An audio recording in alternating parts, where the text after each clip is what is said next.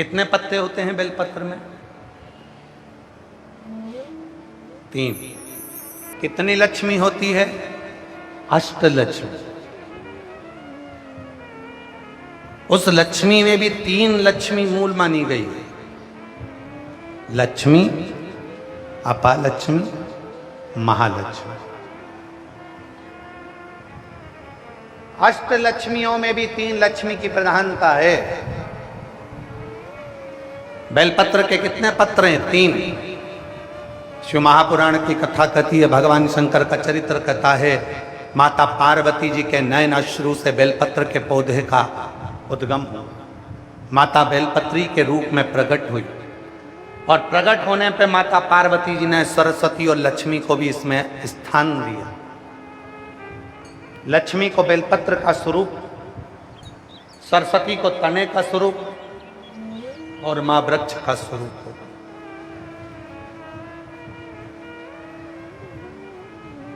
जब ये बेलपत्र शिव जी की साक्षी में माता पार्वती जी के सम्मुख में आया, तब मां जगत जननी पार्वती जी ने कहा कि ये लक्ष्मी।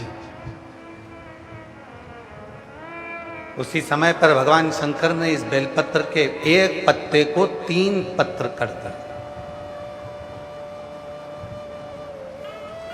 ये लक्ष्मी के 3 स्वरूप, लक्ष्मी,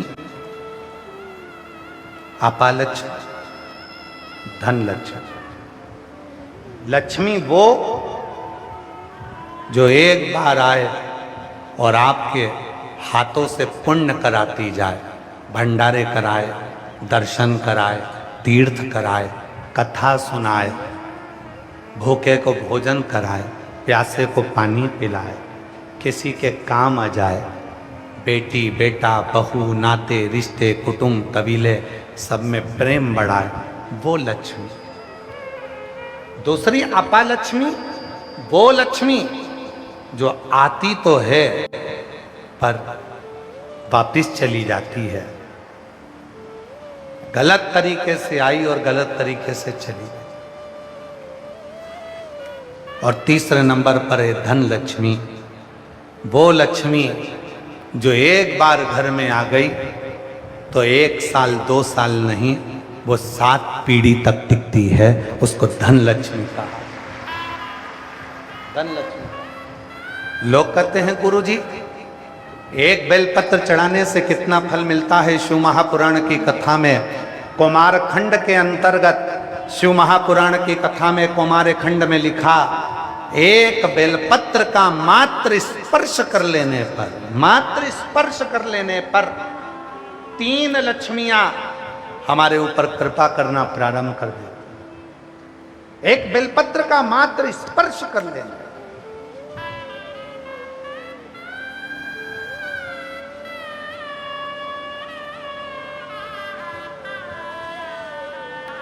केवल स्पर्श।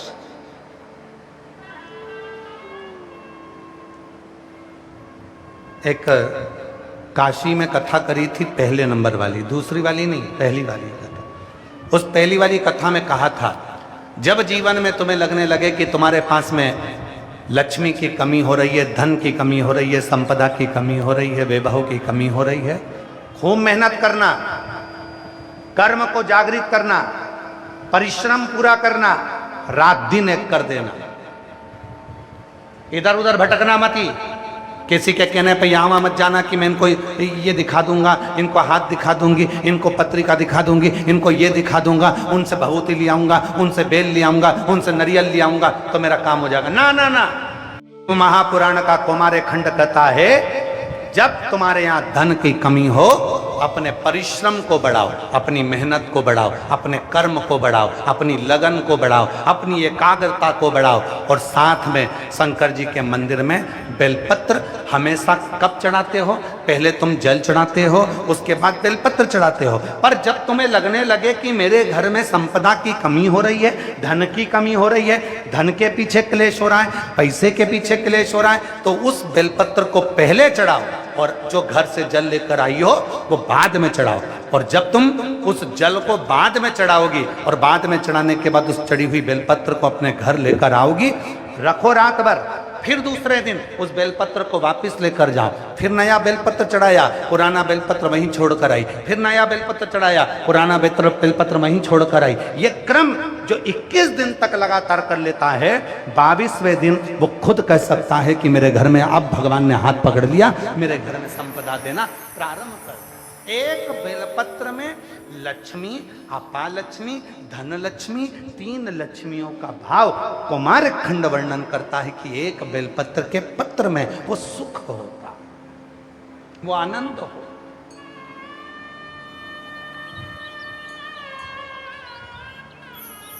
जब हम कल जहां हम अग्रवाल भवन में ठहरे हैं, अग्रसेन भवन में जहाँ हमारा निवास है, जहाँ हम रुके हैं,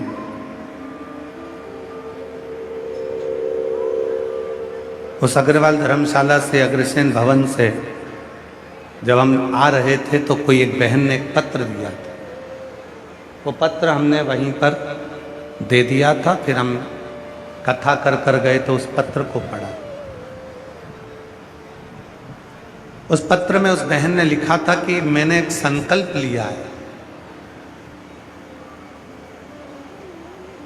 कि मैं 1008 बेलपत्र शिव जी को समर्पित करूंगा।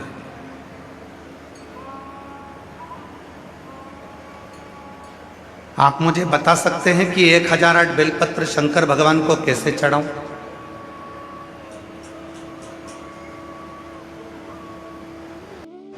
उस बहन ने पत्र में लिखा कि हमने संकल्प लिया है कि 1008 बेलपत्र शिव जी को समर्पित करूंगी। क्या आप बता सकते हो कि वो 1008 बेलपत्र शंकर जी को कैसे चढ़ाऊं? थोड़ा सावधानी से सुनना उस बेटी के प्रश्न, उस बहन के प्रश्न।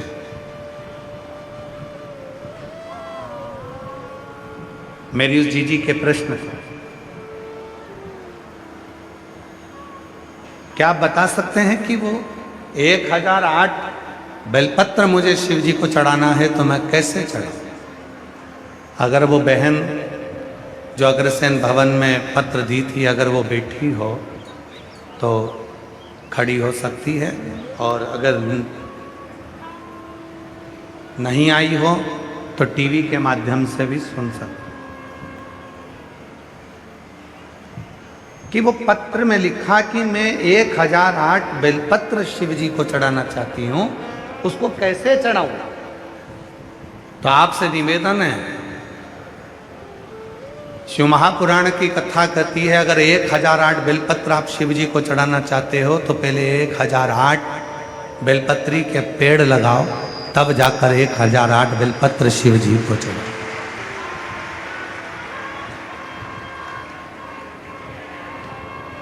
अपना हक ही नहीं है, अपना है। अगर हक हो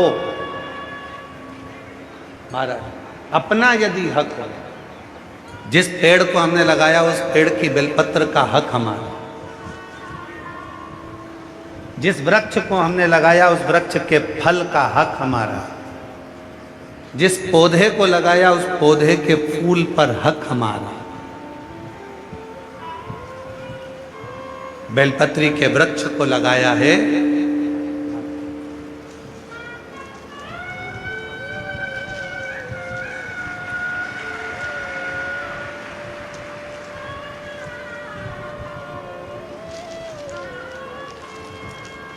हमारे बीच में दंडी स्वामी महामंडलेश्वर श्री सवितानंद महाराज जी पधारे। एक बार जोरदार ताली बजाकर उनका साथ।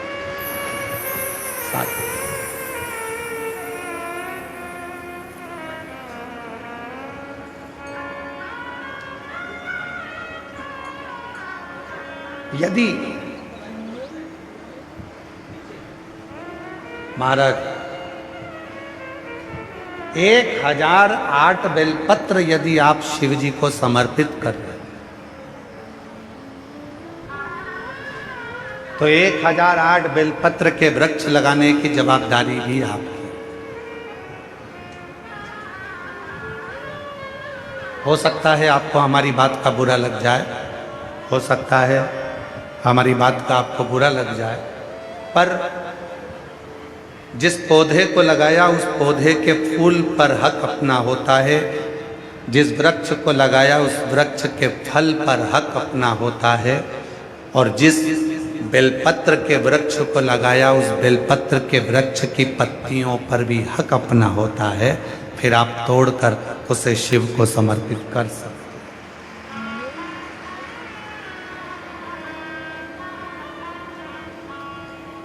अब संकल्प आपने लिया,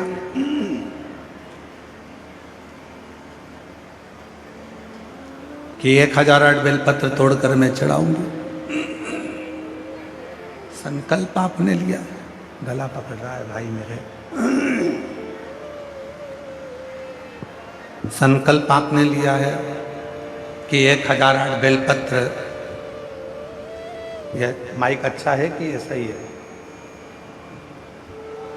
1008 बेलपत्र तोड़कर मैं शिव जी को चढ़ाऊंगी, समर्पित करूंगी। अब संकल्प आपने लिया है तो वृक्ष वो होना चाहिए जिस वृक्ष को आपने रोपित किया, जिस वृक्ष को आपने लगाया।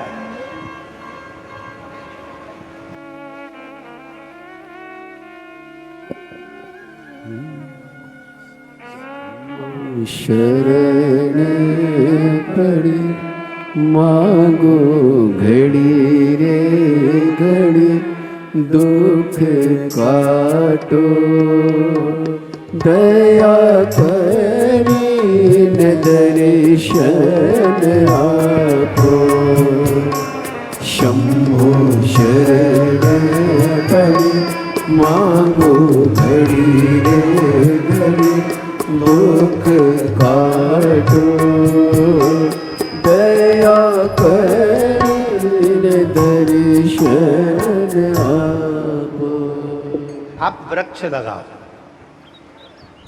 जब स्वयं वृक्ष लगाओगे और स्वयं उस वृक्ष में से बेलपत्र तोड़कर शिव जी को समर्पित करोगे, भगवान शंकर को चढ़ाओगे, तो लगेगा कि तुमने 1008 बेलपत्र भगवान शिव को दिया।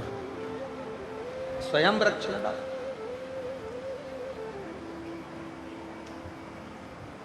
उमा संहिता, उमा संहिता को अगर बन सके, आप सुन रहे हो ठीक है, और यदि बन सके तो आप गीता प्रेस गोरखपुर की शिव महापुराण लेकर आओ और उसको पढ़ो, उसकी उमा संहिता को पढ़िए। बहुत ध्यान लगाकर सुनिएगा मेरी जीजियों, पुरुषोत्तम मास की कथा चल रही है।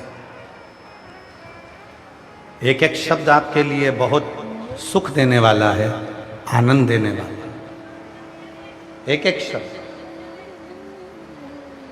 उमा संहिता को पढ़िए। जब गीता प्रेस गोरखपुर के शिवपुराण को लाकर आप उमा संहिता को पढ़ेंगे तो उस उमा संहिता में आप अध्ययन करेंगे, और वो अध्ययन करने के बाद आप अपने भीतर उतारिएगा। मान लो आपने 1.25 लाख बेलपत्र चढ़ाने का संकल्प कर लिया, मान लो आपने 1008 बेलपत्र चढ़ाने का संकल्प कर लिया, मान लो 108 बेलपत्र चढ़ाने का संकल्प कर लिया, और तुम्हारे पास में तुम्हारा लगाया गया वृक्ष नहीं है और तुम्हें इतनी बेलपत्र चढ़ाना है, तो फिर करोगे क्या? बेलपत्र का पेड़ लगने में तो टाइम लगेगा, तो इतनी बेलपत्र चढ़ाओगे कैसे? तो फिर उमा संहिता में वर्णन आता है, एक बार माता पार्वती जी ने भगवान शंकर को प्राप्त करने के लिए 1.25 करोड़ बेलपत्र के पत्र शिव को समर्पित करने का संकल्प ले लिया। उनकी सखियां बेलपत्र के पत्र तोड़कर लाती हैं तो भी वो 1.25 करोड़ नहीं हो पाते। तब माता पार्वती जी को लगा कि मेरा संकल्प अधूरा रह जाएगा। तब माता पार्वती जी तुमरुका जी के पास गई और तुमरुका जी से पूछा, तुमरुका जी बताओ 1.25 करोड़ बेलपत्र चढ़ाना है शिव को प्रसन्न करने के लिए, मैं क्या करूं? तुमरुका जी ने कहा, मां एक बेलपत्र लेकर आओ, उस बेलपत्र को सूखने के बाद उसका चूरा बनाओ, जितना बारीक चूरा हो सके उतना बारीक कर लो और उस चूरे को शिव जी पे समर्पित कर दो। वो 1.25 करोड़ बेलपत्र के सुख के बराबर सुख प्रदान करे।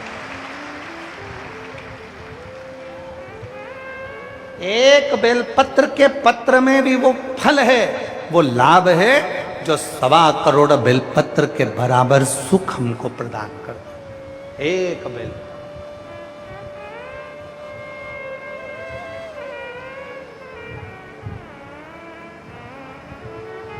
कुबेरेश्वर धाम जाते हो आप लोग?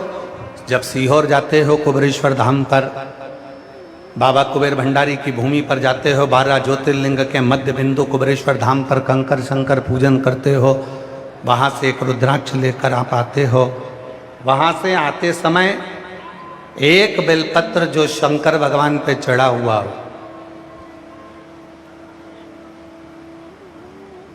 कंकर शंकर शिला पर चढ़ाओ, शिवलिंग पे चढ़ाओ, या कहीं कंकर की पूजन हुई हो वहां पर भी अगर कोई चढ़ा हुआ बेलपत्र तुम्हें मिल जाए, उसको लेकर आ जाओ और उस बेलपत्र को सुखा कर रख लो। उस बेलपत्र को सुखा कर रखो। जब लगे तुमको कि मेरा ये वाला काम उलझ रहा है, मेरा ये काम अटक रहा है, उस बेलपत्र का थोड़ा सा चूरा मुख में लेकर उस व्यक्ति से बात करने चले जाओ। 3 महीने के अंदर वो कार्य पूर्ण होकर रहता है। एक बेलपत्र में वो सुख है, एक बेलपत्र में वो फल है, एक बेलपत्र का वो लाभ है जो हमारे जीवन को आनंद की अनुभूति करा दे। यहां मेरी बहुत सारी जीजियां बैठी हैं, बहनें बैठी हैं, मेरे जीजा बैठे हैं, मेरी बेटियां बैठी हैं, मेरे बेटा, मेरे बुजुर्ग माँ बाप बैठे हुए हैं, माता पिता बैठे हैं। करबद्ध निवेदन करूं,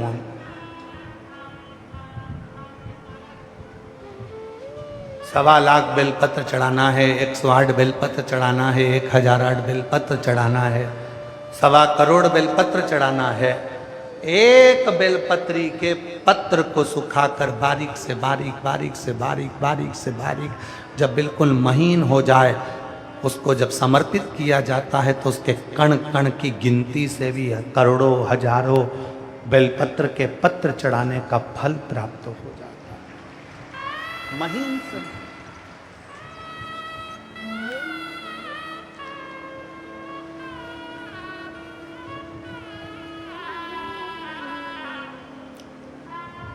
आचार को सुरक्षित रखना है। मेरी सारी जीजियां बैठी हैं, अब आम आना चालू हो गए, केरी आना चालू हो गई। आम आएंगे, केरी आएगी, आप लोग अचार डालेंगे।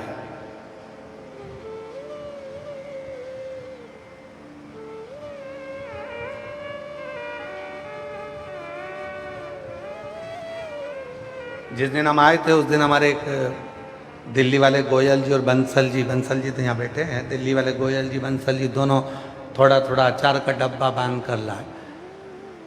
कहा गुरुजी नया डाला है। तो हमने पूछा क्यों भाई इतना अचार लाए हो, इस अचार में फाँक तो बहुत कम है और तेल ज़्यादा है। तो वो गोयल जी की धर्म पत्नी बोली ये जितना तेल में डूबा रहता है उतना सुरक्षित रहता है। हमने कहा वाह कितनी सुंदर बात कही। अचार तेल में डूबा रहेगा, सुरक्षित रहेगा। मुरब्बा चाशनी में डूबा रहेगा, सुरक्षित रहेगा। और संसार का मनुष्य शिव कथा में डूबा रहेगा तो सुरक्षित रहेगा। जो भगवान की भक्ति में डूबा है, हम ये कभी नहीं बोले कि आप शंकर की शरणागति, हम कहते हैं तुम राम को भजते हो तो राम को भजो, आप कृष्ण को भजते हो तो कृष्ण को भजो, आप शिव को भजते हो तो शिव को भजो, आप जगत जननी दुर्गा भवानी को भजते हो तो जगत जननी दुर्गा भवानी को भजो। आप जो आराधना, जो साधना आप दिल से करते हो, आपकी जो मर्जी हो वो भजो, पर उसमें डूब जाना, उसमें जितने डूबते चले जाओगे उतने सुरक्षित होते चले जाओगे, उतने सुरक्षित।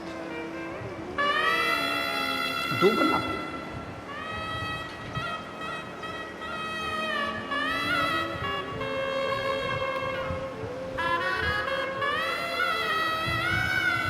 पानी में डूबोगे तो मर जाओगे और शिव की भक्ति में डूबोगे तो तर जाओगे। पानी में डूबने वाला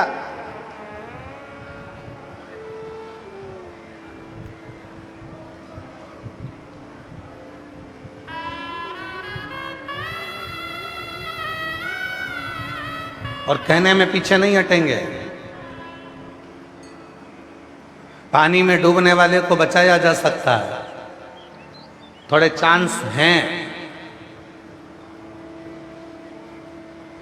जो माताएं तैरना जानती हैं वो तुरंत जाकर उसका बाल पकड़कर खींच कर ले आती हैं। जो पुरुष तैरना जानते हैं वो दौड़ कर जाते हैं, कूद कर और उसको खींच कर ले आते हैं। पानी में डूबने वाले को बचने के चांस हैं, पर जो दारू की प्याली में डूबता है उसके बचने के चांस कभी नहीं होते।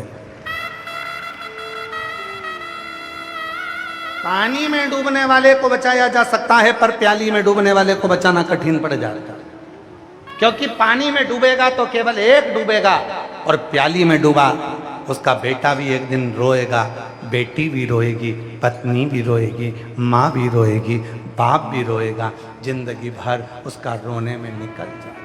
जी थोड़ा बच्ची, थोड़ा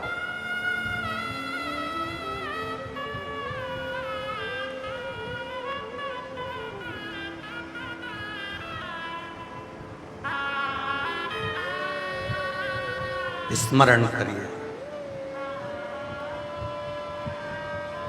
भगवान शंकर को बेलपत्र चढ़ाकर ये विचार करिए कि ये बेलपत्र मैंने अपने विश्वास से दिए, और जो जैसी भावना लाए वो वैसा ही फल पाया, नहीं खाली उसे से लौटाया वो मन हर्षाया। जैसे बेलपत्र का संग दुर्वा ले लेती है, एक दुर्वा और एक बेलपत्र जब हम शिव को समर्पित करते हैं। लोग कहते हैं गुरुजी आपने कहा कि बेलपत्री के बीच वाले पत्ते पर शहद लगाने पर, शिव को चढ़ाने पर मन की कामना पूर्ण होती है। हमने एक बात और कही थी कि ये चढ़ाने के साथ में तुम्हें मेहनत करना पड़ेगी, तुम्हें परिश्रम करना पड़ेगा, मेहनत रात दिन करना पड़ेगी, तब तुम बेलपत्री के बीच वाले पत्ते पर, धन लक्ष्मी का जो पत्ता है उस पर आप बेल शहद लगाकर शिव को समर्पित करते हो। और जैसे ही वो शहद का संग बेलपत्र को मिलता है, शहद का संग जैसे ही बेलपत्र को मिलता है, वो अपना काम करना प्रारंभ कर देता है। नौकरी, एक पत्र है अच्छा है,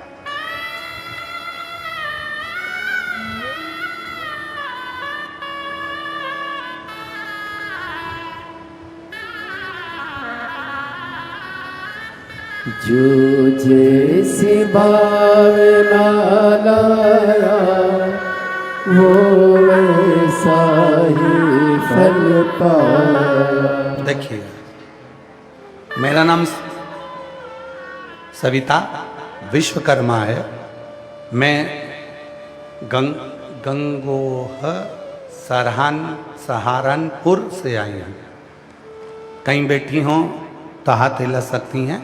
मेरा नाम रविता है विश्वकर्मा, मैं गंगोह सहारनपुर से आई हूँ। मेरे पति की नौकरी छूटे 2 वर्ष हो गए थे, कर्जा भी बहुत हो गया था। मेरी बहन ने मुझे बताया कि सीहोर वाला बाबा कथा करता है, कहीं बैठी हों तो आ सकती हैं। आप लोग हैं, आ जाओ आ जाओ आ जाइए, बेलपत्र लेकर के। मेरी बहन ने मुझे बताया कि सीहोर वाला बाबा कथा करता है, तो कथा को सुन। एलईडी पर पत्र चल रहा है, चल रहा है, तो कथा को सुन। आप लोग पढ़ सकते हैं पत्र को। कथा करता है तो कथा को सुन। श्री शिवाय नमस्तुभ्यम का जप कर। बाबा मेरी बहन सीहोर गई, मेरे लिए कंकर शंकर जी को लेकर आई और मैं कंकर शंकर को जल चढ़ाती, प्रार्थना करती, बाबा तू सबकी झोली भरता है, मेरी भी झोली भर दे। बाबा मैं कभी मंदिर नहीं गई, क्योंकि मेरे ससुराल वाले दूसरे पंथ को मानते थे, तो वो मुझे मंदिर जाने से मना करते थे। गुरुदेव, मैं कभी मंदिर नहीं गई, पर मेरे परिवार वाले तो आपकी कथा भी नहीं सुनने दे, तो भी मैं छुपकर मोबाइल में कथा सुनती रही। और कथा सुनती, एक दिन केवल मैंने अपने पति से कहा कि तुम एक काम करो, सीहोर वाला बाबा कहता है बहुत मेहनत करो, और मेहनत के साथ में बेलपत्री के बीच वाली पत्ती पर शहद लगाकर शिव जी को चढ़े जाओ। मेरा पति हंसा, कहने लगा कि तू भी ये बाबाओं के चक्कर में फंस गई, हमारे यहाँ पर ये सब नहीं होता। मैंने मेरे पति से कहा, तुम इतने साल से एग्जाम दे रहे हो, आज तक तुम्हारी सरकारी नौकरी नहीं लगी, तुम एक बार तो करो। वो सीहोर वाला बाबा कहता है जो दिल से मांगोगे वो दिल से देगा। मैंने मोबाइल के सामने बैठकर मांगा है, तुम एक बार तो बेलपत्री पर शहद लगाओ। तब मेरे पति ने बेलपत्री पर शहद लगाकर शिव को चढ़ाया। और गुरुदेव, बाबा की ऐसी कृपा हुई, 15 साल से नौकरी की तैयारी कर रहे थे मेरे पति, जो नौकरी नहीं मिल रही थी, और बाबा की कृपा से 21 अप्रैल 2025 को मेरे पति की सरकारी नौकरी लग गई। अब मैं बाबा को यहाँ धन्यवाद देने के लिए आई हूँ। अब मेरे पति की सरकारी नौकरी लग गई, मैं बाबा को प्रणाम करने आई। एक बेलपत्र पर एक पत्र और बड़ा सुंदर है।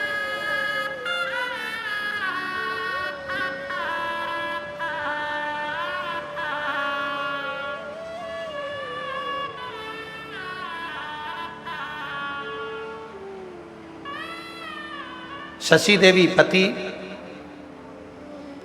राजकुमार चौरसिया, कौन सा गांव लिखा है आप लोग पढ़ के बताओ जरा, वाराणसी कि वाराणसी में शशि देवी पति राजकुमार चौरसिया, पत्र में नाम लिखा है वाराणसी है कि वाराणसी, आप लोग पढ़ने वाली हूँ। भोले बाबा कहीं बैठे हों तो हाथ हिला सकती हैं। शशि देवी पति राजकुमार चौरसिया वाराणसी से हैं। भोले बाबा की कृपा का मैं क्या वर्णन करूं गुरुदेव, छप्पर फाड़ कर देता है बाबा। मेरा बेटा शुभम चौरसिया सरकारी नौकरी की तैयारी बहुत सालों से कर रहा था। बाबा की कृपा ऐसी हो गई कि बेलपत्र का शहद लगाकर जो प्रयोग किया और शिव पर 1 लोटे जल का प्रयोग करा, आज मेरे बेटे की सरकारी नौकरी लग गई है। मैं बाबा को यहाँ प्रणाम करने आई हूँ। तीसरा पत्र है, मेरा नाम गायत्री सिंह है, मैं पुराना का नगर से आई हूँ। कौन सा गाँव? आप लोग पढ़ लो जो भी लिखा है। मेरा नाम गायत्री सिंह है, मैं बुढ़ाना मुका नगर से आई हूँ। मेरा बेटा 2021 से सरकारी नौकरी की तैयारी कर रहा था, पर उसका हो नहीं रहा था। शंकर भगवान की कृपा से 10 साल से वो तैयारी करते करते हार गया, तो भी 1-2 नंबर से रह जाता था। तब मैंने बेटे से शहद और बेलपत्र का उपाय किया था। भगवान भोलेनाथ ने मुझे छप्पर फाड़ कर दे दिया। पहली नौकरी में ही 15 सालों के बाद मेरे बाबा की कृपा से ऐसी कृपा होगी, 10 सालों के बाद मेरी यहाँ नौकरी मेरे बेटे की लगी। और बाबा की कृपा से 15 साल से मेरे यहाँ पर पोता नहीं था, बाबा की कृपा से मेरे यहाँ पोता भी हो गया। मैं शिव को नमन करने के लिए आई हूँ, प्रणाम करने के लिए। और जो जैसी भावना लाया वो वैसा ही फल पाया, नहीं खाली उसे लौटाया, वो मन ही मन हर्षाया, कर दिया माला माल काशी। 15 साल के बाद पति की नौकरी लगी है, एक बार जोरदार ताली बजाएं। भंडार काशी वाले ने लुटा दिया, भंडार काशी वाले ने। छुप कर मोबाइल पर कथा सुनती थी, कोई नहीं मानता तो भी अकेली कथा को मोबाइल पर श्रवण करते, हृदय लगाया बाबा से, मन लगाया शंभू से, शंकर से, हृदय से प्रार्थना करी, तब शिव ने करुणा करी, कृपा करी उसकी उदार।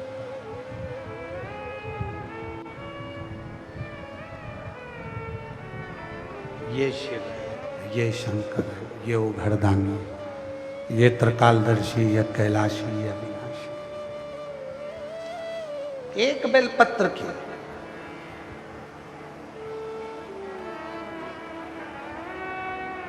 जिस दिन दुनिया समझ जाएगी ना कि बेलपत्र में कितना फल है, एक बेलपत्र। और मैं घरोंडा की अनाज मंडी में चल रही हरियाणा की इस पवित्र भूमि पर जो कथा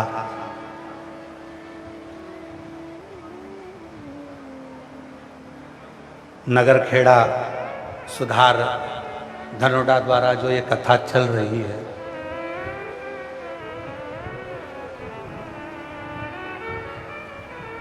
बहुत विशाल विशाल कथाओं में बहुत विशाल विशाल जजमान भी मिले।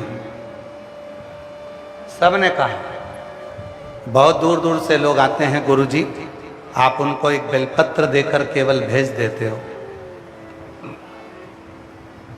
हम रुपट्टे बुलवा देते हैं, जो भी आपके पास बेलपत्र लेने आए आप उसको रुपट्टा उड़ा देना। किसी ने कहा हम माला ला देते हैं, आप माला पिना देना। किसी ने कहा हम गिफ्ट ला देते हैं, कोई आपके पास बेलपत्र लेने आए तो गिफ्ट दे देना। हम उनको एक ही बात कहते रहे, वो गिफ्ट, वो रुपट्टा, वो माला सब शून्य है। अगर कुछ प्रबल है तो व्यासपीठ की एक बेलपत्र प्रबल है जो दी जाती है, साधारण नहीं है।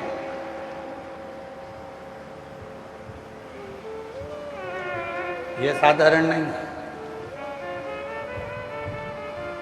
जैसे सीहोर का रुद्राक्ष कभी बिकने के लिए बाजार में नहीं जाता, जैसे सीहोर का रुद्राक्ष कभी मार्केट में बिकने के लिए नहीं जाता, जैसे सीहोर का रुद्राक्ष कभी कोरियर नहीं करा जाता, कुबरेश्वर धाम का रुद्राक्ष तो वहीं जाकर हाथ फैलाकर कंकर शंकर पूजन कर कर लिया जाता है, और वो रुद्राक्ष हमारे जीवन के दुखों को समाप्त करता है। उसी तरह व्यासपीठ की एक बेलपत्र जीवन के लिए वो फलित है कि मेरे जीवन का सबसे बड़ा सुख अगर कुछ मिला तो वही केवल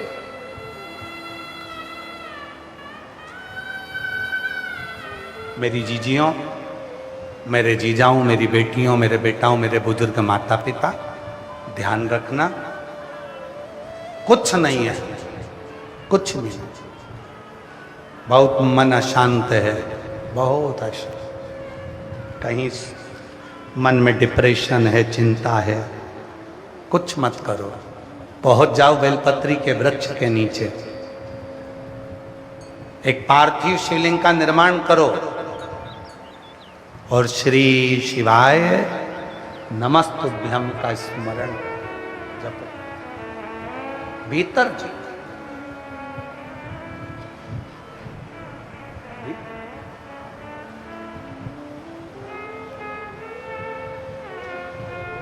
सबके सामने अगर मंत्र जप रहे हो, सब लोग देख रहे हैं, तो मौन होकर मंत्र जपो, और जब एकांत में मंत्र का जप करो तब आवाज निकाल कर मंत्र का जप करो। श्री शिवाय नमस्तुभ्यम, श्री शिवाय नमस्तुभ्यम, श्री शिवाय नमस्तुभ्यम, श्री शिवाय नमस्तुभ्यम। उस मंत्र का उच्चारण कर। ये शरणागति का वो मंत्र है कि जो जीवन में मनुष्य को सुख प्रदान करे।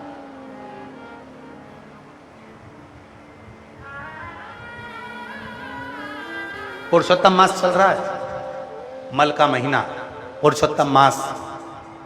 आपको मालूम होगा 12 महीने में 1 महीना अधिक कर दिया था हिरण्यकशिपु को मारने के लिए। वो हिरण्यकशिपु जो वर मांग लेता है ब्रह्मदेव से, ना नीचे मरूं, ना ऊपर मरूं, ना अंदर मरूं, ना बाहर मरूं, ना अस्त्र से मरूं, ना शस्त्र से मरूं, ना दिन में मरूं, ना रात में मरूं, ना नर से मरूं, ना पशु से मरूं, ना 12 महीने में मरूं। भगवान ने उसको वर दे दिया था तथास्तु। तो ना दिन में मारा, ना रात में, संध्या के समय पर प्रदोष काल में मारा। ना नर से मरा, ना पशु से, तो नरसिंह बनकर भगवान आए।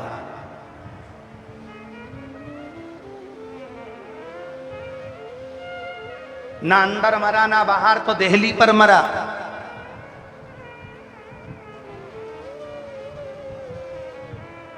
ना शस्त्र से, ना अस्त्र से, तो नख से मरा। ना 12 महीने में मरूं, तो 1 महीना अधिक कर दिया और अधिक मास में मारा। पुरुषोत्तम मास में अधिक मास, एक अधिक कर दिया। और वो अधिक करना, वो अधिक करना पुरुषोत्तम मास में उसको एक अधिकता का भाव प्रदान कर दिया।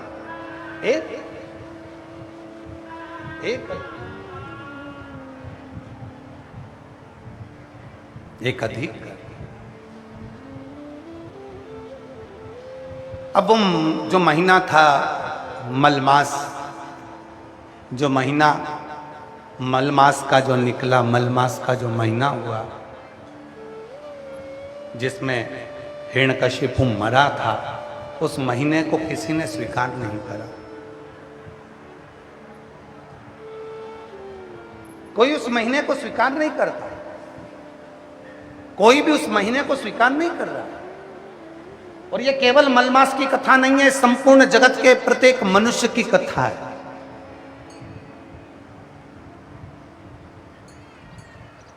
जब तक आपके पास में कुछ भी नहीं होगा ना, कोई स्वीकार नहीं करेगा आपको। कोई नहीं जानता, कोई स्वीकार नहीं कर। उस मलमास को कोई स्वीकार नहीं कर, कोई भी स्वीकार नहीं करा। रोता रहा वो मलमास।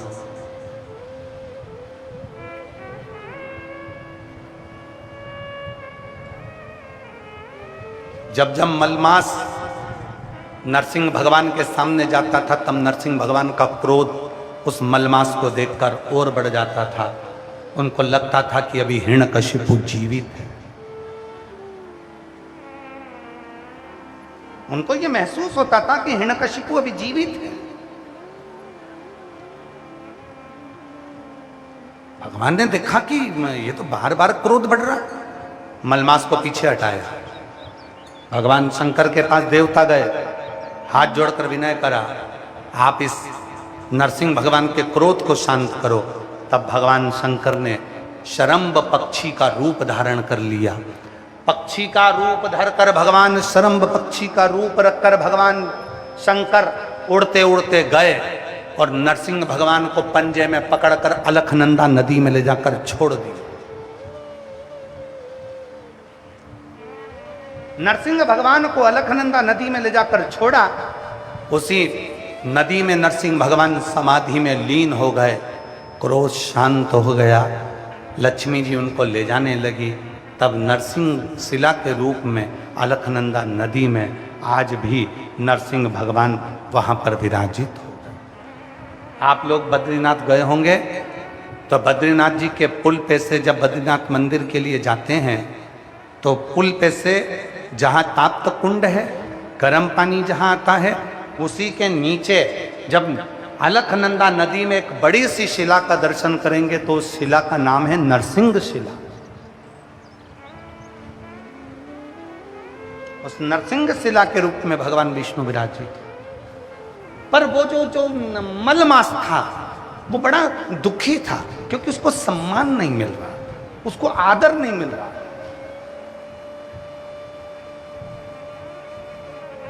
ब्रह्मलोक में गया, ब्रह्मा जी ने बाहर कर दिया। इंद्रलोक में गया तो इंद्र ने बाहर कर दिया। गरुण लोक में गया तो गरुण ने बाहर कर दिया, वरुण लोक में गया तो वरुण में बाहर कर दिया।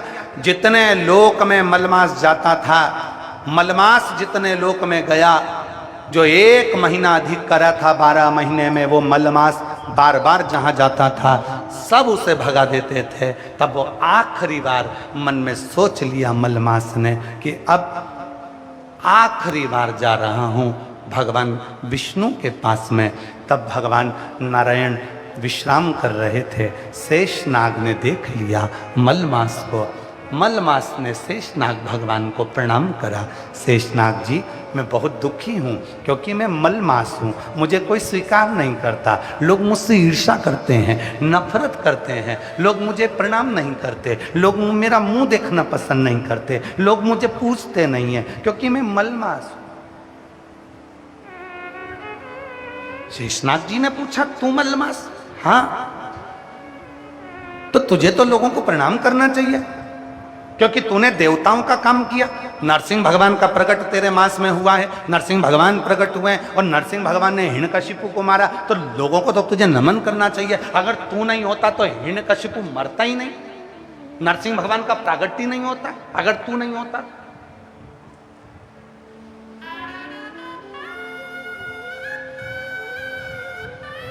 शिव पुराण की यह पुरुषोत्तम मास की कथा प्रत्येक मनुष्य को सुनना चाहिए, प्रत्येक मनुष्य।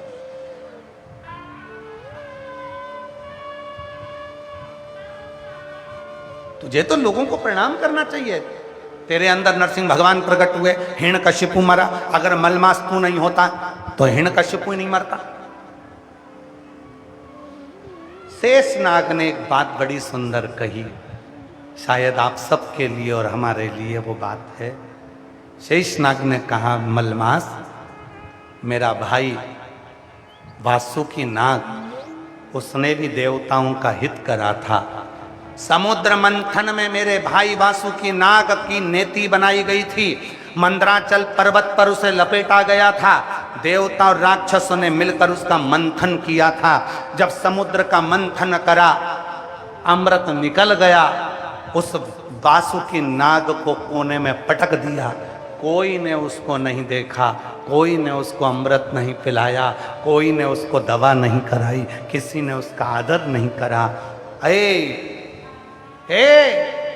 मलमास, मुझे लगता है तेरे साथ भी वही हुआ है, क्योंकि ये दुनिया की रीति है। अपना काम करवाने के बाद लोग लात मार देते हैं, उसको धकेल देते हैं, उसका सम्मान नहीं करते। ये दुनिया की रीति। एक पति कहता है कि मैं दिन भर काम करता हूं, तो कभी धर्म पत्नी से भी तो पूछ लिया करो कि वो भी तो दिन भर काम करती है। एक पति कहता है मैं दिन भर खेत पर काम करता हूं, एक धर्म पत्नी से भी पूछा करो, वो भी दिन भर काम करती है। सुबह से उठती है, चाय नाश्ता भोजन खाना, गोबर तगाड़ी खला, ये काम वो काम, मेहमान अतिथि, घर में बुजुर्ग बच्चे, सबको संभालते संभालते संभालते संभालते वो भी तो जिंदगी संभाल रही है। वो भी तो स्त्री है, वो भी तो नारी है। आपको महसूस होता है कि केवल आप कर रहे? नहीं। कभी ये मत कहो कि मैं अकेला कर रहा हूं। तुम्हारी जो अर्धांगिनी है वो भी तुम्हारे साथ कदम से कदम मिलाकर तुम्हारे परिवार को संभाल रही है। तुम्हारे परिवार को देख, वो भी तो देख, पर सम्मान उसको नहीं मिला। कई लोग कह देते हैं गुरुजी हमारी किस्मत में तो भगवान ने यश ही नहीं लिखा। कई माताएं कह देती गुरुजी भगवान ने तो मेरी किस्मत ऐसी बनाई है कि मेरी किस्मत में यश ही नहीं है। मैं किसी के लिए कितना ही कुछ कर दूं तो भी मेरा सम्मान नहीं होता। तुम अपने ऊपर मत लो। यहां कथा भी सुनो। मलमास जिसके महीने में नरसिंह भगवान प्रकट हुए, जिस महीने में हिरण्यकशिपु मरा, जिस महीने को स्वयं भगवान ने 12 महीने से ज्यादा प्रकट करा, वो मलमास को भी तो लोगों ने सम्मान नहीं दिया, उस मलमास को भी तो लोगों ने आदर नहीं दिया, उस मलमास को भी तो लोगों ने सत्कार नहीं दिया, उस मलमास को भी तो लोगों ने नकार दिया। तुम सोचते हो कि मेरा साथ नहीं मिलता, भगवान मेरा साथ नहीं देता, उस मलमास को भी तो देखो। तब वो मलमास आखिरी में जब हार गया हिम्मत, तब वो मलमास आखिरी में शेषनाग के पास गया और शेषनाग ने कहा मेरे भाई वासुकी नाग के साथ भी यही हुआ था, उसको भी सम्मान नहीं मिला था, उसको भी कोने में पटक दिया था। जब अपना काम हो जाता है लोग धक्का देकर बाहर निकाल देते हैं। कभी कभी शिव पुराण की कथा कहती है तुम बहुत करोड़पति हो, तुम बहुत धनपति हो, तुम बहुत वैभवपति हो, तुम्हारे यहाँ पैसे की कोई कमी नहीं है, तुम्हारे घर में तुम्हारी बहू के बच्चा हुआ, उस बच्चे को पालने के लिए, उस बच्चे को संभालने के लिए एक महिला को, एक स्त्री को, एक बेटी को तुम लेकर आए। कहा माता जी मेरे बच्चे को संभालना, मैं महीने की तनख्वाह दूंगा। वो माँ अपने बच्चे को छोड़कर तुम्हारे बच्चे को संभालने के लिए आ गई। 5,000, 2,000, 10,000, 11,000, 20,000 रुपए महीने में वो तुम्हारे बच्चे को संभाल रही है, तुम्हारे बच्चे को संभाल रही है। जब वो बच्चा बड़ा हो गया, तुमने उस बूढ़ी माँ से कह दिया माँ तुम्हें आने की जरूरत नहीं है, अब हमारा बच्चा बड़ा हो गया, स्कूल जाने लगा, अब मैं उसको कहीं बोर्डिंग में डाल दूंगी, अब मुझे बच्चे को तुम्हारे को जरूरत नहीं है। उस माँ को निकाल दिया। एक घर के सेठ की, एक घर के मालिक की जवाबदारी होती है कि तुम्हारे बहू के बच्चे को, तुम्हारे बच्चे को जिस महिला ने पाल पोस कर गोदी में 10 साल, 8 साल, 5 साल, 3 साल, 2 साल, 4 साल बड़ा किया है, अगर उसकी जवाबदारी भी तुम्हारी बनती है, कभी उसकी जिंदगी में अगर तू खाए तो थोड़ा 2-5 हजार का सहयोग देना, ये तुम्हारी जवाबदारी है। उसका बीमारी में साथ देना, ये तुम्हारी जवाबदारी है। थोड़ा सा हम अपनी शिव महापुराण की कथा में कहते हैं 1 रुपए का दान मत दो आप कहीं पर भी, कहीं मत दो 1 रुपए का दान, कहीं अठन्नी देने की जरूरत नहीं है। वो पैसा तुम्हारा है, तुम्हारी जेब में रखो, पर याद रखना अगर अपने मोहल्ले में, अपनी सोसाइटी में, अपनी कॉलोनी में, अपने परिवार में, अपने नगर में, अपने खेड़े में अगर कोई पढ़ना चाहता है, उसके पास पढ़ाई का पैसा नहीं है, तो जेब में से पैसा निकालना और उसकी स्कूल की फीस जमा कर कर उसको पढ़ाने का प्रयास करना। मत दो 1 रुपया किसी को भी, मत करो दान कहीं पर भी। तुम अपने पैसे को संभाल के रखो, अपने परिवार में, अपने कुटुंब में, अपने मोहल्ले में, अपनी कॉलोनी में, अपनी सोसाइटी में, अपने क्षेत्र में अगर कोई बीमार है, थोड़ा सा पैसा निकाल कर उसकी दवाई, उसकी जांच करा देना, जीवन का सबसे बड़ा दान करना। आइए कभी सीहोर, पूरे धरोंडा वासियों को हमारी ओर से निमंत्रण है, कभी सीहोर आओ, आकर देखो जो तुम झोली में दान देते हो बिठले सेवा समिति को या बिठले सेवा समिति के कार्यालय पर अगर 1 रुपया भी जमा करते हो तो आकर देखना, आकर देखिए 2000 बच्चे के स्कूल की फीस, उनकी ट्यूशन, उनकी कोचिंग, साथ में हॉस्पिटल में निशुल्क दवा, एम्बुलेंस, यहाँ तक कि वहाँ पर पूरी जांचें सब निशुल्क, अन्न क्षेत्र सब निशुल्क।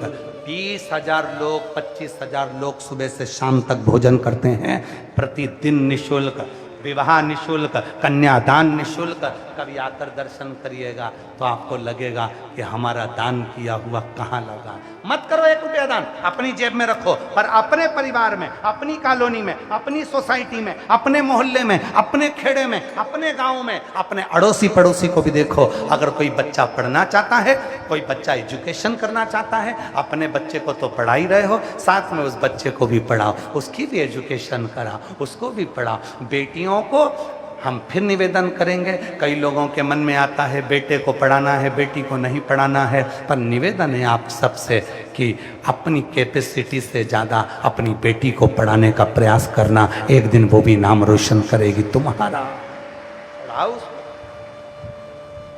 उच्च शिक्षा की जरूरत है, उसको एजुकेशन की जरूरत है, उसको धन की मुंह। ए मलमास, शेषनाग ने कहा कि तुझे कोई पूछता नहीं। क्यों पूछे? क्यों चिंता करता है?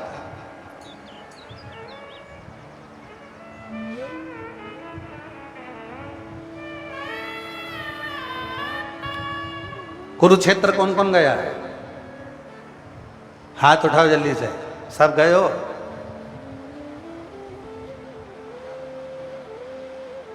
क्या सिखाती है कुरुक्षेत्र की लड़ाई? आप लोगों ने गीता बहुत श्रवण करी है, श्रीमद् भागवत कथा भी बहुत श्रवण करी है, बहुत बड़े बड़े विद्वान जन आपको कथा श्रवण कराए होंगे। क्या सीखे गीता जी से? क्या सीखे श्रीमद् भागवत से? क्या सीखे महाभारत से? कुरुक्षेत्र की वो लड़ाई, कौरव और पांडवों की वो लड़ाई क्या सिखाती है? कौरव और पांडवों की लड़ाई केवल एक ही चीज सिखाती है कि जिसके पक्ष में भगवान होते हैं उसकी कभी हार नहीं होती है।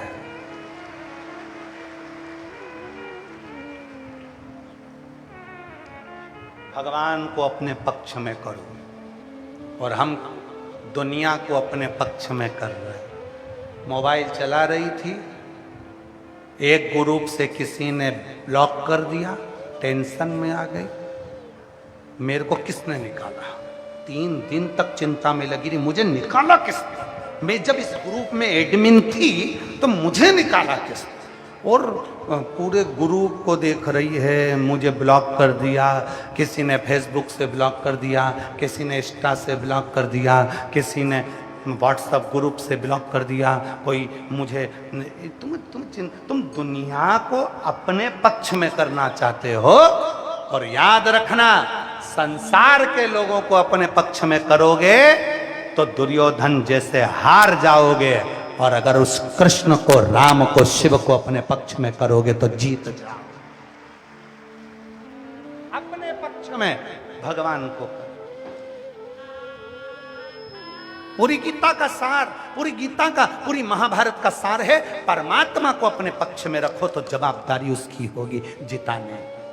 फिर तुम्हारे हाथ में शस्त्र नहीं भी होगा तो भी जिताए। भगवान कृष्ण जिसके सारथी बन गए तो फिर देखो आप, अर्जुन के कई बार बाण नहीं थे, टूट गए थे, धनुष टूट गया था, फिर भी जीता। पक्ष में कृष्ण थे। तुम्हारे पक्ष में शिव होना चाहिए, तुम्हारे पक्ष में राम होना चाहिए, तुम्हारे पक्ष में कृष्ण होना चाहिए। और बहुत सारे लोग मिलेंगे जो तुमसे कहेंगे कि भगवान को छोड़ दो, क्या राम नाम जपना, क्या कृष्ण नाम जपना, क्या शिव जी पे जल चढ़ाना, ये सब ढोंग है, ये सब प्रपंच है। शंकर भगवान पे जल मत चढ़ाओ, शिव जी की कथा मत सुनो, शंकर जी से हेत मत करो, शंकर जी का भजन मत करो। बहुत सारे मिलेंगे जो तुम्हें परमात्मा से दूर करेंगे। तुम अपनी बुद्धि से कहना और उसको जवाब देना, अन्न खाती हूँ, मुझे पाल पोस कर मेरे माँ बाप ने बड़ा करा है, पढ़ी लिखी हूँ, मैंने भी पढ़ाई करी है। पढ़ाने वाले मेरे पिताजी, खिलाने वाले मेरे पिताजी, साथ देने वाला मेरा पति, मेरे बच्चे, तो मैं तेरी क्यों सुनूं? मैं मेरे दिल की सुनूंगी। मेरी मर्जी, मैं चाहे ये करूं, मैं चाहे वो करूं, मेरी, मैं क्यों तेरे कहने पे चलूं? तुमने कह दिया कि भगवान को मत पूछो, तुमने कह दिया राम को मत पूछो, तुमने कह दिया कृष्ण को मत पूछो, तुमने कह दिया शिव को एक लोटा मत जल चढ़ाओ, तुमने कह दिया शंकर का भजन मत करो, तुमने कह दिया कथा मत सुनो। मैं क्यों ना मानूं? ये मेरा दिल कहता है, ये मेरा मन कहता है, मेरा चित्त कहता है, मेरा मन कहता है। एक पत्र में एक बहन ने लिखा, 10 साल तक मेरे घर में औलाद नहीं हुई, डॉक्टरों का इलाज करवाते रहे। एक दिन मैंने अपने घर के लोगों से कहा, सियोर वाला बाबा कहता है सफेद आंकड़े की जड़ का प्रयोग कर लो। पति ने डांट कर कह दिया, पागल जैसे काम मत कर, मूर्ख हो गई है, पढ़ी लिखी है, इतने ऊंचे पद पर होने के बाद, अधिकारी होने के बाद भी तू ऐसी बात करती, किस औहदे पर है देख तो सही। 10 साल निकल गए, जब औलाद नहीं हुई तब आखिरी में पत्नी अपने पति को हाथ जोड़कर बोली, एक बार मेरे कहने पर चलो, अपना आंकड़े की जड़ बांधते हैं। पशुपति व्रत करते हैं, और जैसे आंकड़े की जड़ बांधी, पशुपति व्रत करा, 3 महीने के अंदर गर्भ ठहर गया, 10 साल के बाद औलाद हो गई। 2 पत्रें अलग अलग।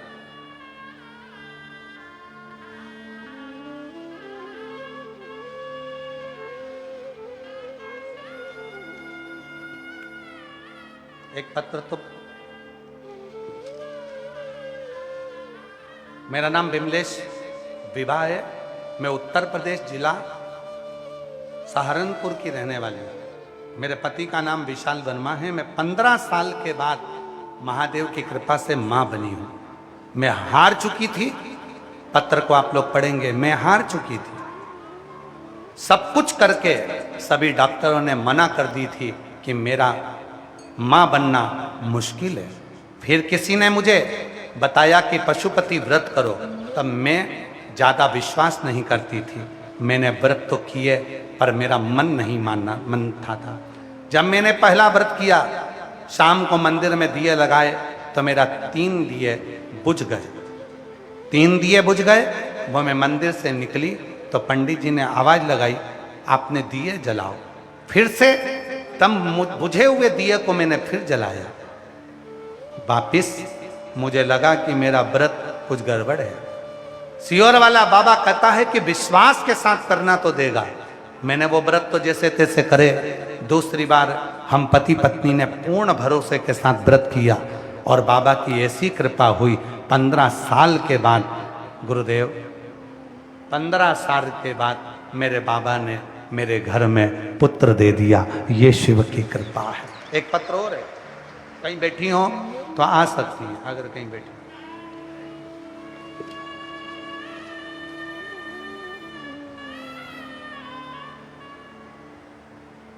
मेरा नाम बीना रानी, गांव उरलाना कला, धर्मपत्नी श्री अशोक शर्मा।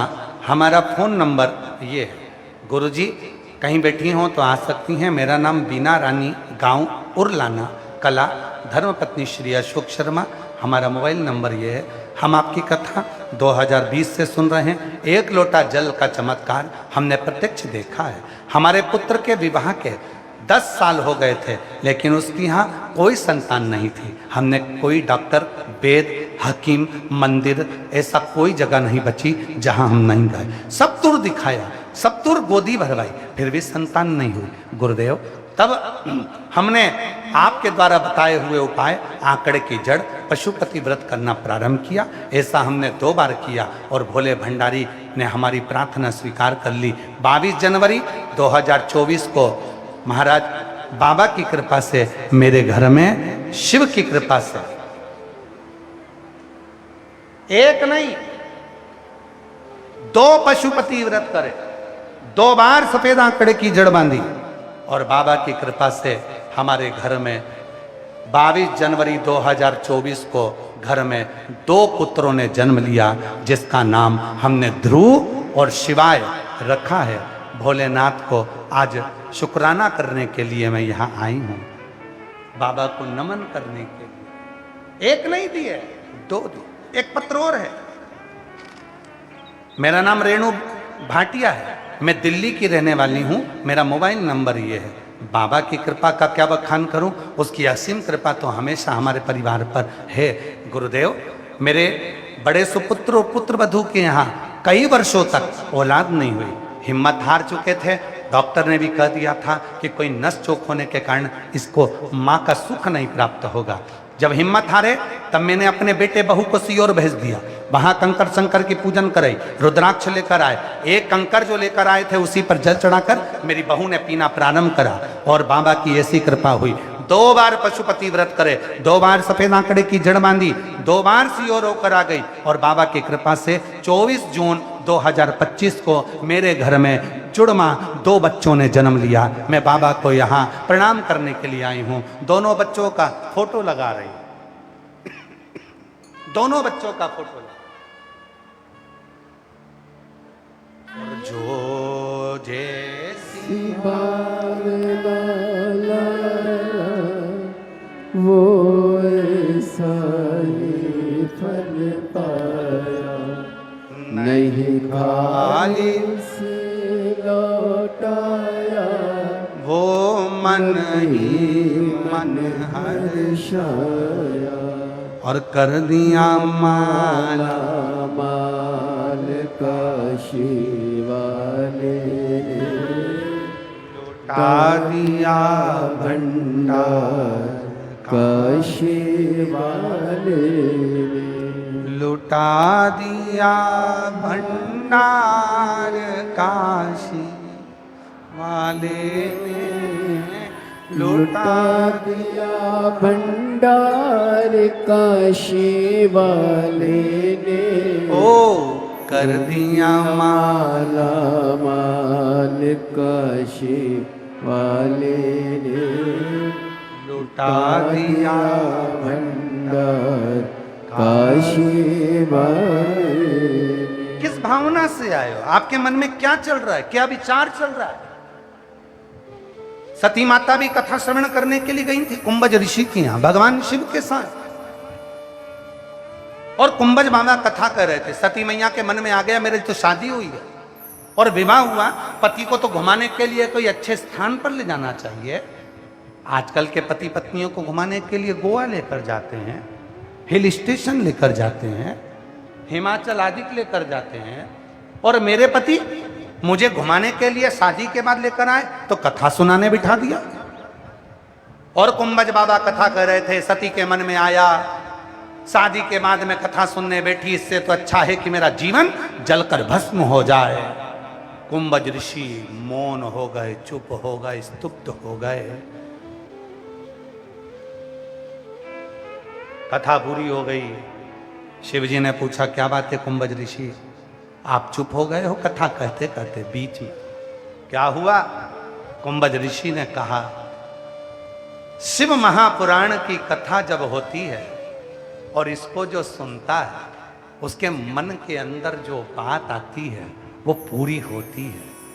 पूरी होती है? हाँ, तो अच्छी बात है। शंकर भगवान कहने लगे मैं कथा सुन रहा था, मैं जो मांगूंगा वो मुझे मिलेगा? बिल्कुल। तो जो मैं मांगूंगा वो मिलेगा? बिल्कुल मिलेगा।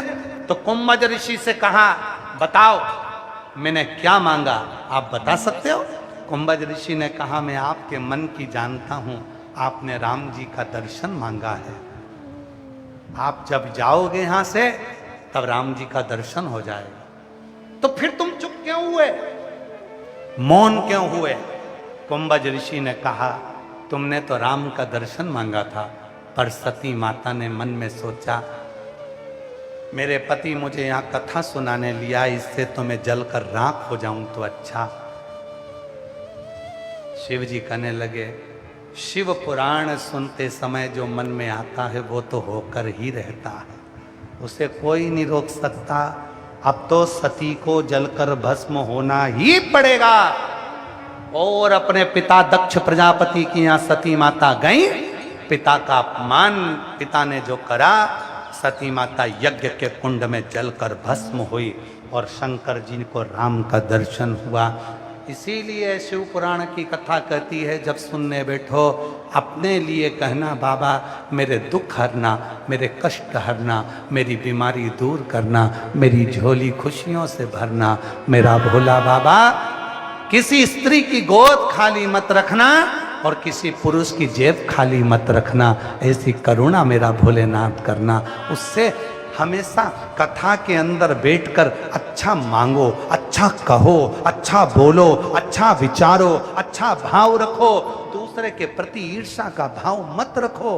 कई लोग ईर्ष्या रखते हैं दूसरे के प्रति, इसने मुझे आगे नहीं बैठने दिया, मैं इसको बाद में देख लूंगी, इसने मुझे पीछे बिठाया, मैं बाद में देखूंगा, इसने मुझे यहाँ नहीं आने दिया, मैं बाद में देखूंगा। कथा सुनने आए हो, ईर्ष्या क्या रखना? कथा सुनने आए हो, जहाँ जगह मिल जाए वहाँ बैठ जाओ, कथा सुनो, अपने जीवन को धन्य बनाओ। अपने जीवन में ये बार बार मौका, गरुड़ा वालों, ये बार बार मौका नहीं मिलेगा। बड़ी मुश्किल से ये कथा कैंसिल होकर फिर वापिस 36 कौम ने मिलकर कराई है, ने ना जाने फिर कब होगी। इसलिए उसको हृदय से श्रवण कर लो, मांग लो उस परमात्मा से अपने दिल की बात, उससे कह दो अपने हृदय की बात। यहाँ बैठने समय पास करने के लिए नहीं आए हो, यहाँ तुम व्यर्थ की भीड़ बढ़ाने के लिए नहीं आए हो। यहाँ कल इतने भक्त आ गए और आज भी इतने लाखों भक्त आए हैं कि मैं तो यहाँ की प्रशासन को, यहाँ के कलेक्टर, यहाँ के IG, DIG, commissioner, SP, SSP,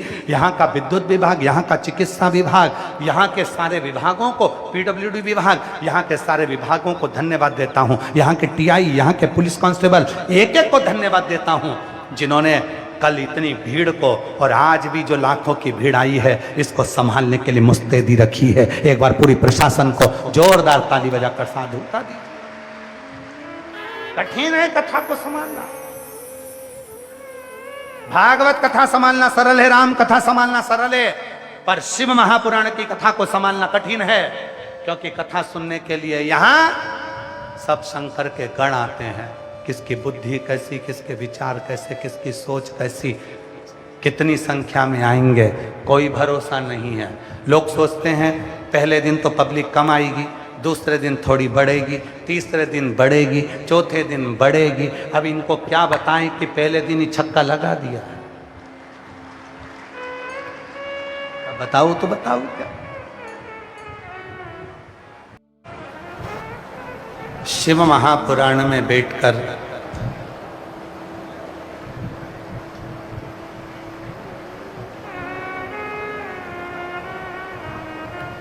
जो हमारे मन में, आपके मन में जो विचार आता है वो शिव पूरा करता है। शिव जी के मन में विचार आया, राम जी के दर्शन कर शिव जी ने भगवान कथा पूर्ण कर दी। सती के मन में विचार आया ये शरीर छोड़ने का, शरीर छोड़। यहां बैठकर आपके मन में कोई गलत विचार नहीं आना चाहिए, कौन क्या करा, कोई क्या नहीं करा, कौन बोला क्या ना बोला, अपने को कोई मतलब। आग लगे बस्ती में, आवाज नहीं आई, जम के बोलो, आग लगे बस्ती में क्या किसको रोइए। अपने को मतलब नहीं होना चाहिए कि हुआ क्या।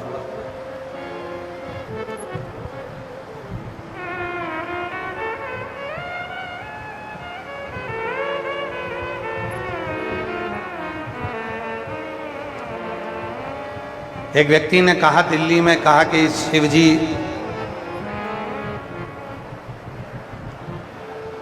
भांग के नशे में रहते हैं।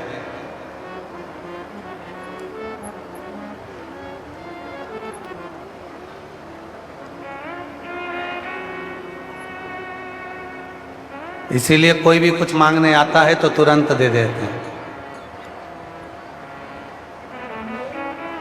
हमने उनसे कहा तो तुम भी अहंकार का नशा छोड़ दो और शंकर जी के पास जाओ। जब वो बिना सोचे समझे दे सकता है तो तुम्हारी झोली भी तो खुशियों से भर सकता है। उसमें क्या विचार है?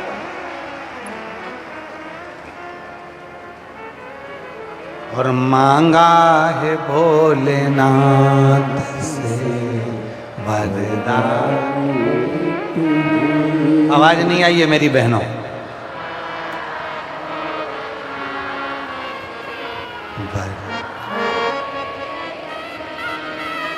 तेरी कृपा बनी रहे जब तक है जिंदगी,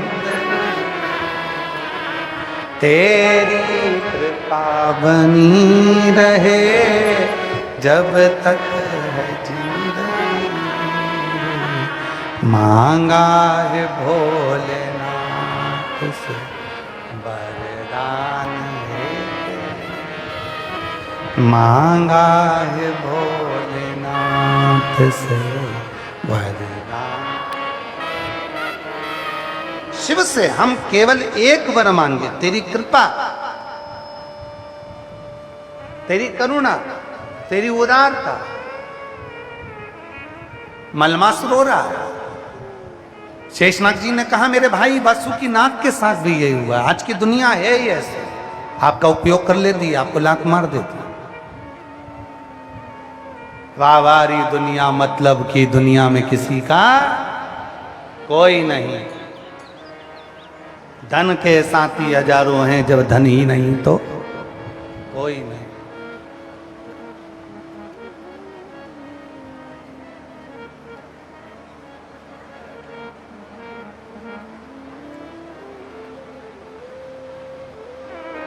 वो आप लोगों इधर हरियाणा साइड का एक भजन है ना, तू चाहे जिन्ना दुख दे ले, दुख देने की आदत पड़ेगी। तो चाहे जितना दुख दे ले, दुख सहन की आदत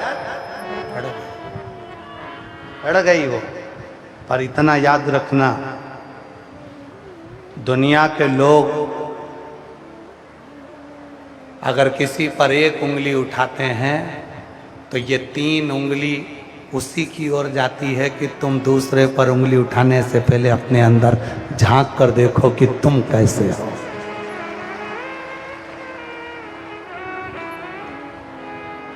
तुम अपने भीतर झांक कर देखो कि तुम कैसे हो।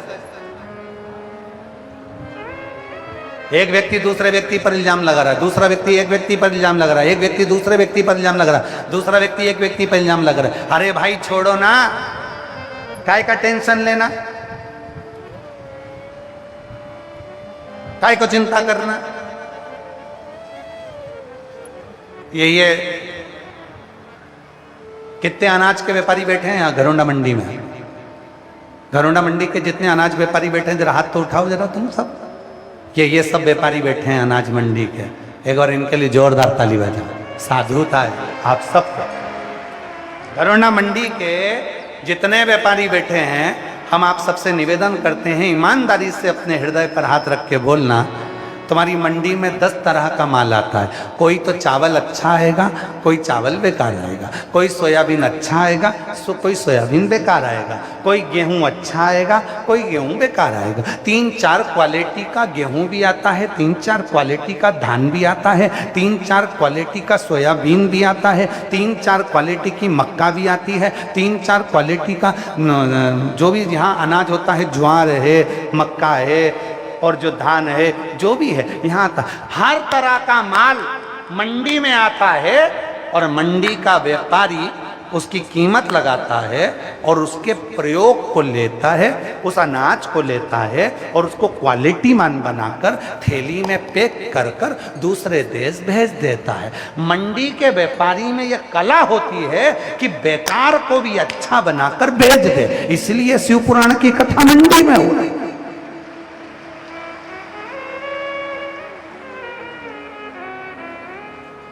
ये बहुत चतुर हैं। ये जितने भी घरोंडा के रहने वाले हैं बहुत चतुर हैं। इन्होंने कथा और कहीं नहीं रखी, गल्ला मंडी में रखी। इनको मालूम है कैसा भी आएगा, शिव महापुराण की कथा में आने के बाद अच्छा होकर पेक होकर चला जाएगा। शिव की शरणागति का सुख। यहाँ कैसा भी माल आया और हर तरह का माल आया। कथा के पहले दूसरा माल आया था और कथा के जैसे ही माल गड़बड़ हुआ तो उन्होंने कहा इनके पैक करो ने भगाओ। फिर माल चालू हुआ और जो मंडी का आनंद आया, एक एक व्यापारी ने अपनी अपनी दुकान भक्तों के लिए खोल दी और सारे मंडी के व्यापारी लग गए आगे से। इसको कहते हैं घरोंडा हरियाणा, जहां का एक एक व्यापारी अपनी दुकान अपना व्यापार बंद कर कर सेवा में लगा। एक एक व्यापारी, सब दुकानों में लोग बैठे हुए, सब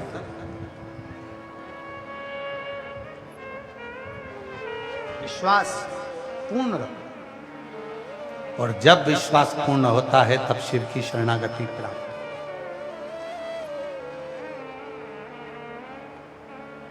ऐसे दयालु नाथ से रिश्ता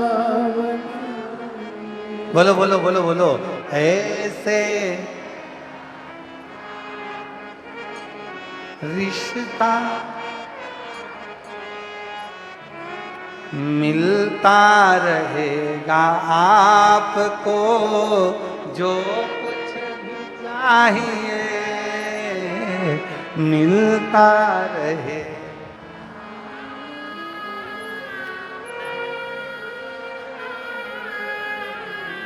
ऐसा करिश्मा होगा जो हुआ कभी नहीं, ऐसा करिश्मा होगा जो हुआ कभी नहीं। मांगा है भोलेनाथ वरदान है तेरी कृपा बनी रहे जब तक है जिंदगी, तेरी कृपा बनी रहे जब जब तक। तक है जिंदगी। शिव के प्रति समर्पित एक पत्र है, अच्छा है, देखिए।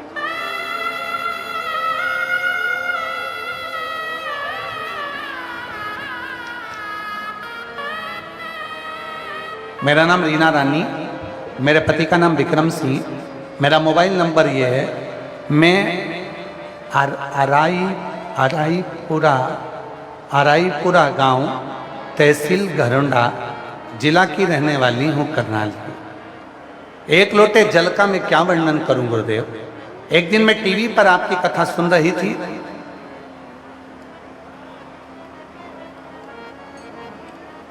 आपने नौकरी के लिए कुछ उपाय बताया था।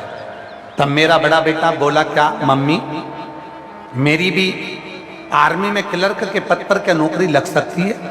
तब मैंने बाबा पर विश्वास करके उससे कह दिया, बेटे अगर तू अपनी मेहनत करे, गुरुदेव कहते हैं कि 4 गुना मेहनत करो, 1 लोटा जल शिव के मंदिर में चढ़ाओ और बाबा को अपने मन की बात कहो, शहद लगाकर बेलपत्री शिव को चढ़ाओ, बाबा देता है। आज मैं बाबा को धन्यवाद देने के लिए गुरुदेव आई हूँ। मेरा नाम रीना रानी है, मेरे पति का नाम विक्रम सिंह है, मेरा मोबाइल नंबर ये है।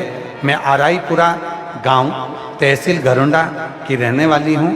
आज बाबा को धन्यवाद देने आई हूँ कि मेरे बेटे की नौकरी आर्मी में क्लर्क पद पर हो गई है, जिसका मैं फोटो भी लगा रही हूँ। एक बार जोरदार ताली बजाएं, कहीं बैठी हो तो आ सकते हैं। फोटो को आप देखें, बच्चे का जो जॉब लगा है, आप ही हैं, आ जाओ आ जाओ आ जाइए, आ जाओ, एक बेलपत्र लेकर जाना, आ जाइए। एक पत्र और बड़ा सुंदर है, देखिए।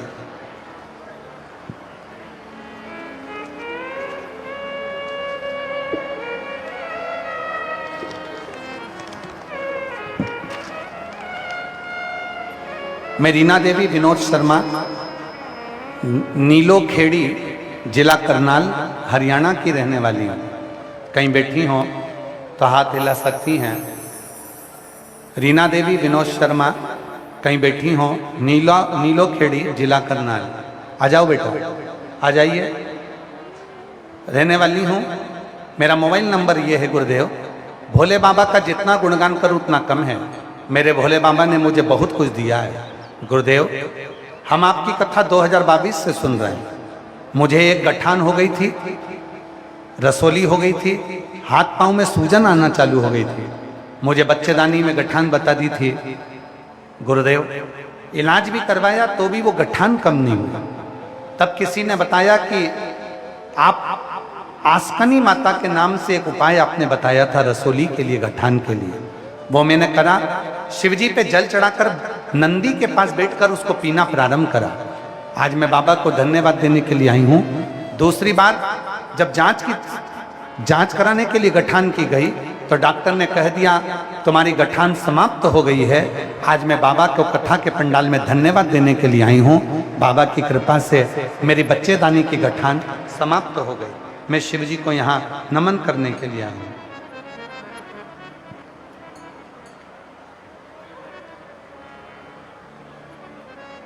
और मांगा है भोलेनाथ से वरदान, मांगा है भोलेनाथ से वरदान। सब गाइए, सब गाइए। तेरी कृपा बनी रहे जब तक है जिंदगी, तेरी कृपा बनी रहे जब तक है जिंदगी। मांगा है भोलेनाथ से वरदान। शिव कथा कर शेष नाग ने मलमास को समझाया, ए मलमास तो चिंता मत कर, मेरे भाई वासुकी नाग के साथ भी यही हुआ। ये दुनिया की रीति है, काम निकल जाने के बाद लोग किसी को पूछते नहीं। इसीलिए शिव महापुराण की कथा कहती है अपनी चमक को स्वयं बनाकर रखिए, अपने आप को स्वयं प्रबल बनाकर रखिए। कभी मत सोचना कि आप कमजोर हो, कभी मत सोचना कि आप अकेले हो। हमेशा अपने भीतर ये बनाकर रखना कि मेरे साथ मेरा बाबा, मेरा देव अधिदेव महादेव है, मेरे दुखड़ों को हरने के लिए, मेरे संकट को हरने के लिए, मेरी तकलीफ को हरने वो है।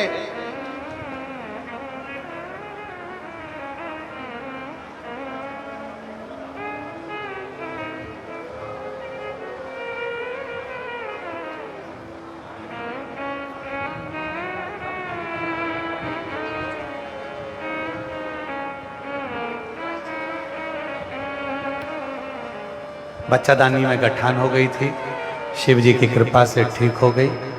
बेटी का जॉब लग गया। एक बार जोरदार ताली बजाकर साधुवाद दीजिएगा। किस्मत वालों को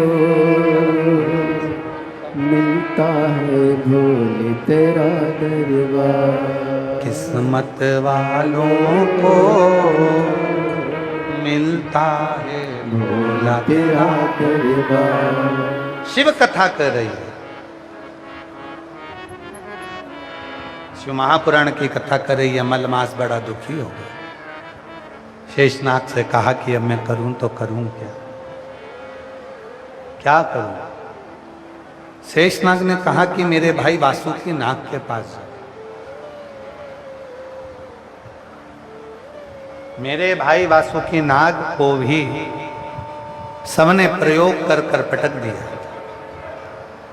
अमृत मिल गया देवताओं को, पटक दिया। तुम मेरे भाई वासुकी नाग के पास, और मलमास जिस पुरुषोत्तम मास में आप कथा सुन रहे हो, ये मलमास वासुकी नाग के पास चला गया।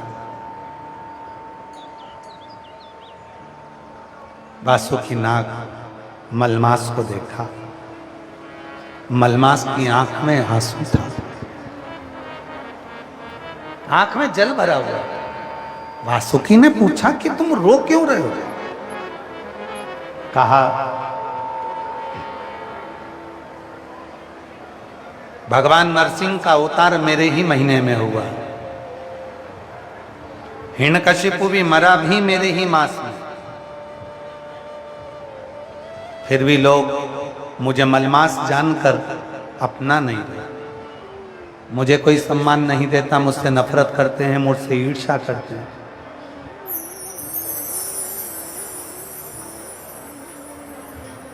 मुझसे ईर्ष्या करते हैं, मुझसे नफरत करते हैं।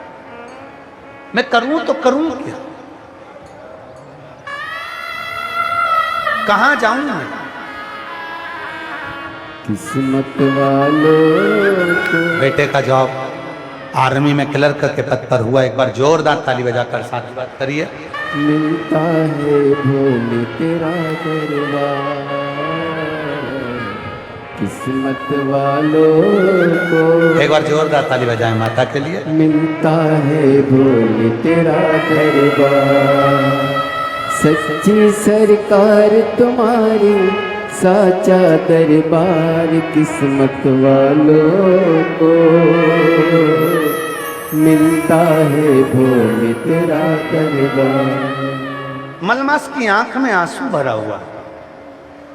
वासुकी नाग ने कहा क्यों रोते हो। दुनिया की आदत है तुम्हें रुलाने की, और शिव की आदत है तुम्हें मुस्कुराने की। ये दुनिया की आदत।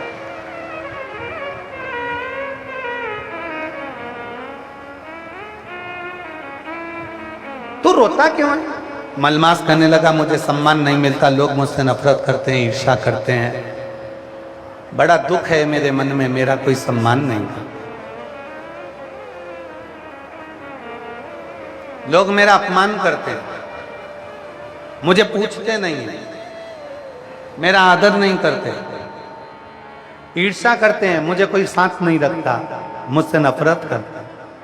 वासुकी नाग ने कहा ये तो दुनिया की रीति है। इतनी सी बात के लिए अपने मन को उदास कर लिया।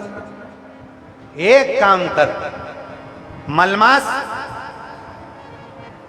तो किसी महीने में तुझे लोग अपने महीने में तुझे नहीं रखेंगे, तो खुद उस शिव की आराधना, शंकर की आराधना। मलमास, प्रत्येक महीने में एक शिवरात्रि आती है और मलमास तेरे महीने में भी शिवरात्रि आएगी।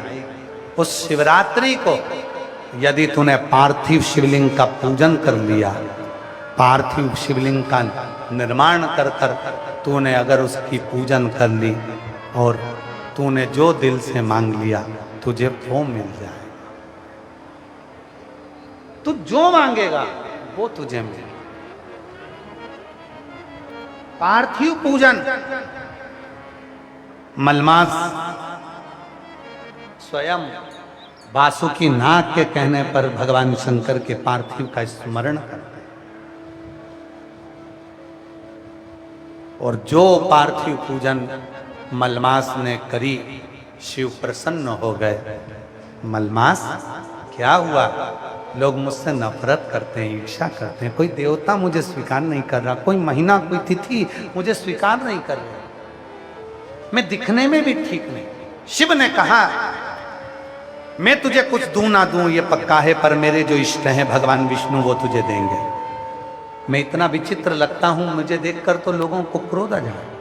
शंकर भगवान ने कहा चिंता मत कर मलमास, तूने मेरी शिवरात्रि की पूजन करी है, मैं तुझे काया का सुख देता हूं। मलमास, तेरी जो काली काया है वो हटेगी और मेरी कर्पूर गौरम करुणावतारम वाली काया तुझे मिलेगी। जा, मैं तुझे वर प्रदान। 3 साल में एक बार मलमास आता है, हर 3 वर्ष में मलमास आता है और मलमास के अंतर्गत, अधिक मास के अंतर्गत, पुरुषोत्तम मास के अंतर्गत जो शिवरात्रि आती है, उस शिवरात्रि पर यदि पार्थिव शिवलिंग बनाकर पूजन करी जाती है तो काया का कैसा भी रोग हो वो समाप्त होकर ही रहता है। ये पार्थिव पूजन।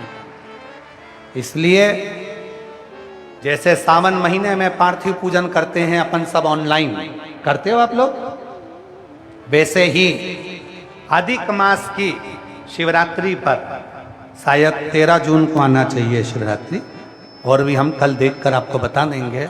तो उस दिन हम आस्था चैनल वालों से भी कहेंगे और पूरी सोशल मीडिया पर ऑनलाइन अपने अपने घर में बैठकर आप अधिक मास की, पुरुषोत्तम मास की शिवरात्रि के दिन पार्थिव पूजन सब साथ में मिलकर करेंगे, जिससे आपके रोग का निवारण। सर्वे भवन्तु, सबके दुख समाप्त, सबकी तकलीफ समाप्त, सबके कष्ट समाप्त, सबकी बीमारी समाप्त। अपने अपने घर में छोटा थोड़ा सा मिट्टी का शिवलिंग बनाना, पार्थिव पूजन करना, और कुछ सामग्री हैं जो हम कल की कथा में आपको बताएंगे कि पार्थिव पूजन में जो अधिक मास में जो पार्थिव पूजन करेंगे, अधिक मास में जो शिवलिंग का निर्माण कर कर भगवान शंकर की पूजन कर कर जो विसर्जन करेंगे शिवरात्रि के दिन, अपने अपने घरों में रहकर, अपने अपने घर में बैठकर, जो 13 जून को हम देखें तिथि, 13 जून को जो शिवरात्रि पड़ेगी, मलमास की, अधिक मास की, पुरुषोत्तम मास की, उस पे घर में रहकर पार्थिव पूजन करें और उस पूजन का फल प्राप्त। कैसा भी रोग हो, कैसी भी तकलीफ हो, वो समाप्त होती। 3 साल में एक बार जो ये मलमास आता है, इसकी जो शिवरात्रि है वो हमें सुख प्रदान करती। कल आप लोग पेन और कॉपी लेकर आना, कल हम वर्णन करेंगे 5 चीजें ऐसी हैं जो मलमास की शिवरात्रि पर समर्पित करी जाए पार्थिव पूजन में, तो घर से रोग, बीमारी, तकलीफ, कष्ट दूर होता है, बच्चों में विद्वत्ता आती है। घर में जो बीमार पड़े रहते हैं 1 रुपये कमाओ 1.25 खर्च वाला जो काम चलता है, घर में कुछ टिकता नहीं, कोई ना कोई बीमारी ही रहता है घर में, वो सब चीज़ों का हल इसके अंतर्गत करेंगे। पार्थिव पूजन सब लिख के रखना, शिव की आराधना करें, साधना करें। मलमास ने जैसे ही साधना करी, भगवान शंकर ने अपनी मलमास की जो काली काया थी उसको समाप्त कर कर मेरे शंकर भगवान ने अपना कर्पूर गौरम स्वरूप दे दिया। जो स्वरूप मिला शिव जी उसको भगवान नारायण के पास लेकर चले गए, और भगवान श्री हरि ने जब उसको देखा कि शिव ने इसको रूप दे दिया है, तो शंकर भगवान के देने पर स्वयं भगवान नारायण ने अपना पुरुषोत्तम नाम दे दिया, और उस महीने का नाम पुरुषोत्तम